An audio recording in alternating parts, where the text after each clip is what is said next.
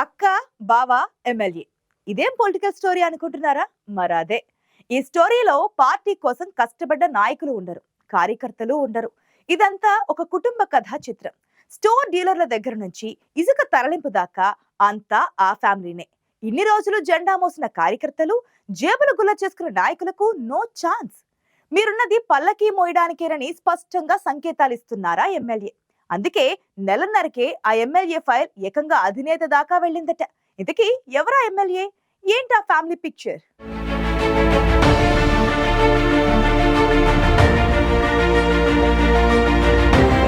ఏరు దాటాక తెప్ప తెగిలేసినట్లే సామెత ఉంది. ఈ సామెతలో తగలబడిపోతున్న తెప్ప తామేనంటున్నారు సింగనమల టీడీపీ నాయకులు, కార్యకర్తలు. ఇందుకీ మ్యాటర్ ఏంటంటే, ప్రస్తుతం ఆ నియోజకవర్గ నాయకుల ఆర్తనాదాలు ఏకంగా అధినేత దాకా వినిపిస్తున్నాయట. అధికారంలోకి వచ్చి 2 నెలలు కాకముందే అప్పుడే పార్టీ నాయకులకు అన్ని కష్టాలు ఏమొచ్చాయనుకుంటే అక్కడి పరిణామాలు అలా ఉన్నాయట. ఇదంతా వైసీపీ నాయకుల ప్రభావమో లేకుంటే పోలీసులు పెడుతున్న ఇబ్బందులు అనుకుంటే పొరపాటే. కొన్ని అసంతృప్తులున్నా, ఎన్ని కష్టనష్టాలొచ్చినా కష్టపడి గెలిపిస్తే అందలమెక్కిన ఎమ్మెల్యే నుంచి ఎదురవుతున్న సమస్యలట. సింగనమల ఎమ్మెల్యేగా 2వ ప్రయత్నంలో గెలిచారు బండారు శ్రావణి. వాస్తవంగా ఆమె 2019 ఎన్నికల్లోనే పొలిటికల్ ఎంట్రీ ఇచ్చారు. చిన్న వయసులోనే రాజకీయాల్లోకి వచ్చారు. కుటుంబ నేపథ్యం కారణంగా పొలిటికల్ ఎంట్రీ ఇచ్చిన ఆమెకు 2019 ఎన్నికల్లో అనుభవాలేమీ, సీనియర్లను కలుపుకొని పోలేకపోవడం వంటి కారణాలతో పరాజయం తప్పలేదు. ఆ తర్వాత పార్టీలో చాలా మంది నాయకుల నుంచి ఆమెకు వ్యతిరేకత వ్యక్తమైంది. అయితే కొందరు దూరం పెట్టినా, సహకరించకపోయినా పార్టీకి దూరం కాలేదు శ్రావణి. ఒంటరిగానే అన్ని సవాళ్లను ఎదుర్కొన్నారు. అయితే పార్టీ క్యాడర్ అంతా ఆమెకు వ్యతిరేకంగా ఉన్నారన్న ఉద్దేశంతో సింగనమలలో 2 మెన్ కమిటీని ఏర్పాటు చేసింది టీడీపీ అధిష్టానం. 2-3 మండలాలను శాసించే నర్సానాయుడు, కేశవరెడ్డిలతో 2 మెన్ కమిటీ నియమించి వారికే పార్టీ బాధ్యతలు అప్పచెప్పారు. ఇటు శ్రావణిని పార్టీ ఇన్ఛార్జిగా ఉన్నారో లేదో తెలియని డైలమాలో ఉంచారు.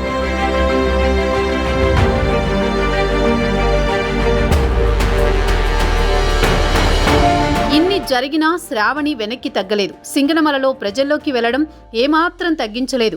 మొండి ధైర్యంతోనే ఇన్నాళ్లు ఒంటరిగా నడిచారు. ఇదే సమయంలో బండారు శ్రావణికి మద్దతు తెలిపే గ్రూపు కూడా ఒకటి బలంగా తయారైంది. దీంతో పార్టీలో గందరగోళ పరిస్థితి మధ్యే 5 ఏళ్లు గడిచిపోయింది. ఇలాంటి పరిస్థితుల్లోనే 2024 ఎన్నికలొచ్చాయి. శ్రావణికి మరోసారి టికెట్ ఇవ్వొద్దని పార్టీలో మెజారిటీ నాయకులు అధిష్టానం దృష్టికి తీసుకువెళ్లారు. అయితే అధిష్టానానికి ఆమె తప్ప అక్కడ మరో ఆప్షన్ లేకుండా పోయింది.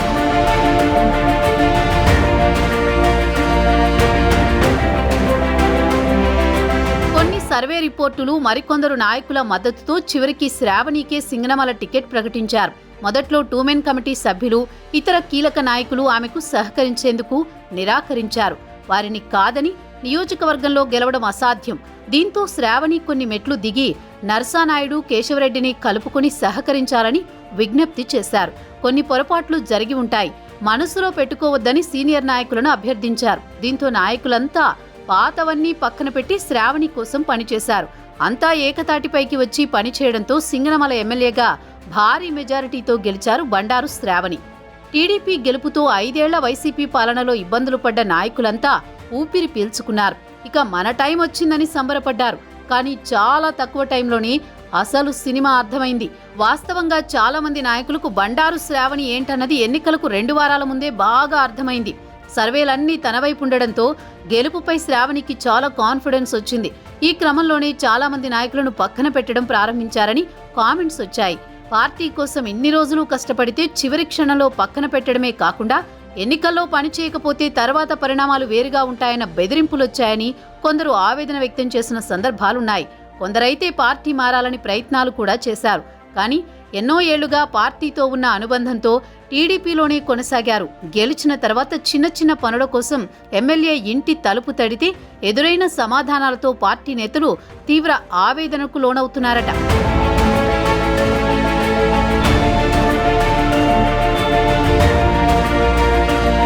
ఎన్నికలకు ముందు నర్సానాయుడు, కేశవరెడ్డి లాంటి సీనియర్ నాయకులతో శ్రావణి ఉన్న తీరు వేరు, గెలిచిన తర్వాత వస్తున్న మాటలు వేరన్న ప్రచారం జరుగుతోంది.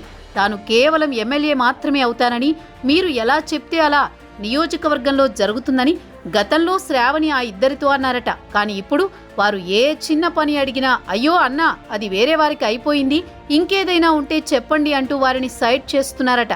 ఇన్ని రోజులు సింగనమలలో తెలుగుదేశం అంటే కార్యకర్తలది, నాయకులదన్న అభిప్రాయం ఉండేది. కానీ ఇప్పుడు ఎన్నికల్లో గెలిచాక పార్టీ అధికారం అన్నీ కేవలం శ్రావణి కుటుంబానిది అన్న విధంగా మారిందని పార్టీలో చర్చ నడుస్తోంది. ఏ పని కావాలన్నా ఎమ్మెల్యే సోదరి కిన్నెరశ్రీ బావ సాయిని అడగాల్సిందే.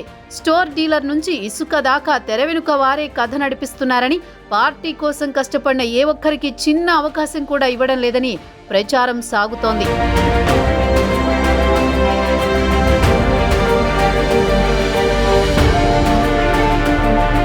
చిన్న చిన్న బదిలీల దగ్గర నుంచి ఏ పని కావాలన్నా శ్రావణి అక్కా బావ దగ్గరికి వెళ్లాల్సిందేనని అంటున్నారు. ఈ పరిస్థితులతో సింగనమల 2 మెన్ కమిటీ సీనియర్లిద్దరూ పూర్తిగా సైలెంట్ అయ్యారట. వాస్తవంగా వైసీపీ హయాంలో ఇక్కడ ఇసుకను ఎక్కువ రేట్లకు అమ్ముకున్నారని, బెంగళూరుకు తరలిస్తున్నారన్న ఆరోపణలు బలంగా వినిపించాయి. కానీ ఇప్పుడు అంతకు మించిన ఆరోపణలు వినిపిస్తున్నాయి. కొన్ని గ్రామాల్లో గొడవలు జరిగితే ఇబ్బందుల్లో ఉన్న కార్యకర్తలు ఎమ్మెల్యే తలుపు తడితే అలాంటివి తన దగ్గరికి తీసుకురావద్దని చెప్పినట్టు బాధితులు వాపోతున్నారు. అందుకే ఇదే నియోజకవర్గానికి చెందిన మరో ఎమ్మెల్యేని ఆశ్రయించి తమ కష్టాలు చెప్పుకున్నారట. 5 ఏళ్లు పార్టీ జెండా మోసి ఎన్నో కేసులు ఎదుర్కొంటే నెలన్నరలోపే ఇలాంటి పరిస్థితి రావడాన్ని సింగనమల టీడీపీ శ్రేణులు జీర్ణించుకోలేకపోతున్నారట. ఇప్పుడే ఇలా ఉంటే ఇక 5 ఏళ్లలో సీన్ ఇంకెలా ఉంటుందోనని సింగనమల తమ్ముళ్లు చెవులు కొరుక్కుంటున్నారు.